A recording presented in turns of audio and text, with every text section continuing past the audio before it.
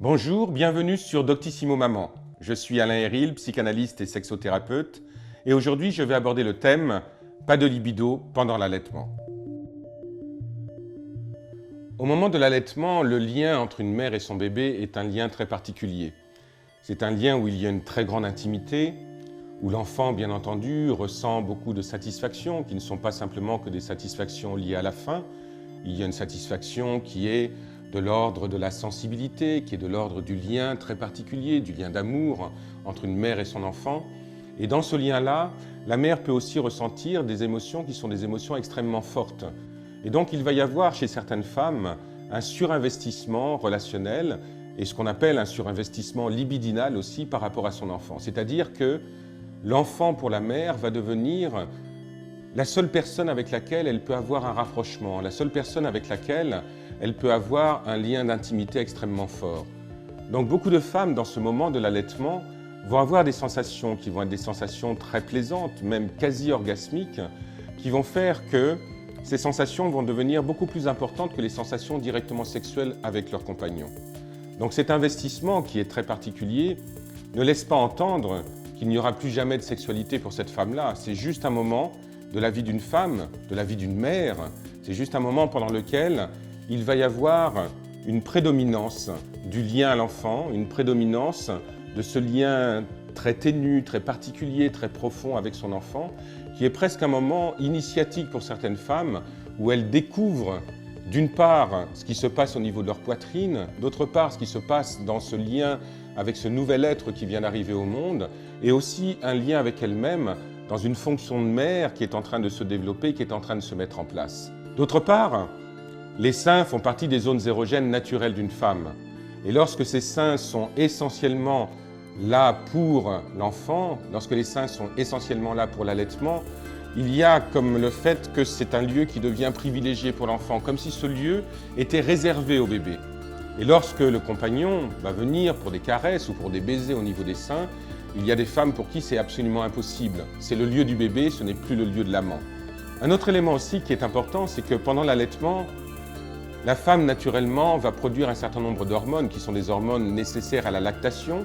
Donc il y a une hormone importante qui est la prolactine, qui est une hormone qui permet de pouvoir faire en sorte que le lait puisse exister et qu'il puisse avoir une bonne qualité. Et d'autre part, ce qui est important aussi de souligner, c'est que les femmes vont produire de l'ocytocine, vont produire de la dopamine, qui sont des hormones cérébrales, qui sont des hormones qui sont liées au plaisir. Et donc qui vont transformer ce moment de l'allaitement en un moment de plaisir très particulier, très singulier, à l'intérieur duquel la femme, dans ce lien avec son enfant, qui est tellement beau, tellement puissant, que tout le reste va devenir largement aléatoire. Et puis aussi, lorsqu'un enfant tète sa mère, il peut y avoir dans ce moment-là aussi des ressentis au niveau du vagin, avec des contractions vaginales qui sont tout à fait naturelles et qui sont ressenties comme la femme comme étant un moment très subtil, très particulier et un moment quasiment sexuel. Donc, toutes ces raisons emmènent un désinvestissement de la libido directement sexuelle. Ce moment-là est un moment qui ne dure pas et en général, même pendant l'allaitement, les femmes ressentent cela au début de l'allaitement et pas forcément après. Alors bien sûr, si le compagnon il est évacué de ce moment-là, celui-ci peut ressentir les choses de façon un petit peu amère. Mais il est important de souligner que c'est juste un moment, à traverser et qu'après une sexualité beaucoup plus génitale, une sexualité beaucoup plus directe, une sexualité avec son compagnon peut tout à fait retrouver sa place. Les trois questions qui reviennent le plus souvent concernant la perte de libido pendant l'allaitement sont pour la première, j'ai eu comme un orgasme en allaitant mon enfant, est-ce que c'est normal? Oui, effectivement, cela peut être normal. Ce n'est pas vraiment un orgasme dans le sens où on l'entend lors d'une relation sexuelle, mais en même temps, il peut y avoir des sensations qui sont des sensations tellement fortes, tellement puissantes, avec une subtilité relationnelle qui se met en place avec l'enfant, qu'une femme peut avoir l'impression qu'elle est dans un moment sexuel. Je crois que c'est important de souligner que ce moment ressenti comme sexuel est un moment qui n'est pas du tout un moment incestueux, c'est juste un moment où il y a une sensibilité, où il y a une sensation, où il y a également une sensorialité très particulière qui va se développer et qu'une femme ressente comme un orgasme à ce moment-là, c'est quelque chose qui est tout à fait normal et quelque chose qui n'a rien à voir avec une dimension éventuellement pathologique. La deuxième question, c'est « Je ne veux pas que mon mari touche mes seins, ils sont réservés à l'allaitement, vais-je trop loin ?» Bien entendu, chaque femme a un rapport à son corps qui est différent, et surtout au moment de l'allaitement, qui est un moment très particulier. Alors que répondre à cette femme? Est-ce qu'elle va trop loin? C'est son ressenti, c'est la manière qu'elle a de vivre les choses, c'est la manière qu'elle a de pouvoir vivre ce lien avec son enfant. Donc, ce n'est pas qu'elle va trop loin, c'est simplement qu'elle a besoin à ce moment-là d'être dans ce rapport particulier avec son enfant, d'être presque enfermée dans une bulle. Et donc, du coup, les seins deviennent un lieu privilégié pour l'allaitement et non pas un lieu pour la sexualité. Donc là, c'est plutôt sa fonction mère qui va être mise en avant et non pas la fonction sexuelle de la femme qu'elle est. Donc, il n'y a pas lieu de dramatiser ce moment-là, il n'y a pas lieu non plus de dramatiser le fait qu'elle évacue son compagnon. C'est juste simplement d'accepter que les choses sont comme ça et bien sûr de mettre du dialogue, de faire en sorte que le compagnon puisse comprendre que là, à ce moment-là, la dimension mammaire, si je puis dire, elle est réservée à l'enfant et non pas à la sexualité.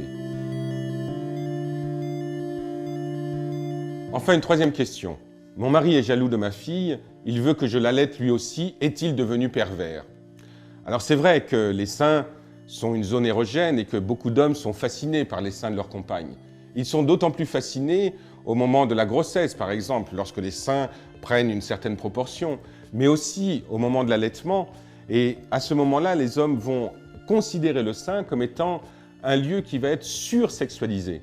Et donc, beaucoup d'hommes ont presque envie de redevenir un bébé et de vivre avec leur compagne ce moment très particulier de l'allaitement, et comme s'ils voulaient être dans ce lien très profond, dans ce lien très amoureux, dans ce regard que la mère porte sur son enfant. Donc il y a bien sûr une demande qui est très régressive de la part d'un homme, mais on ne peut pas dire que ce soit une demande perverse.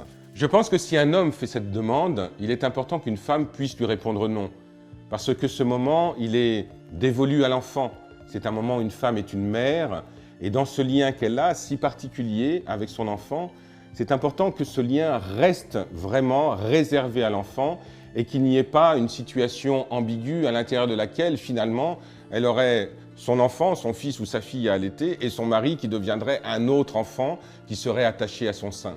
Donc par rapport à ça, c'est important de pouvoir fixer les limites, de pouvoir fixer les frontières. Après, que son compagnon soit dans le fantasme de l'allaitement, je dirais presque que ça lui appartient et ça le regarde. J'espère que ces quelques conseils vous auront été utiles. N'oubliez pas de vous abonner à la chaîne Doctissimo Maman.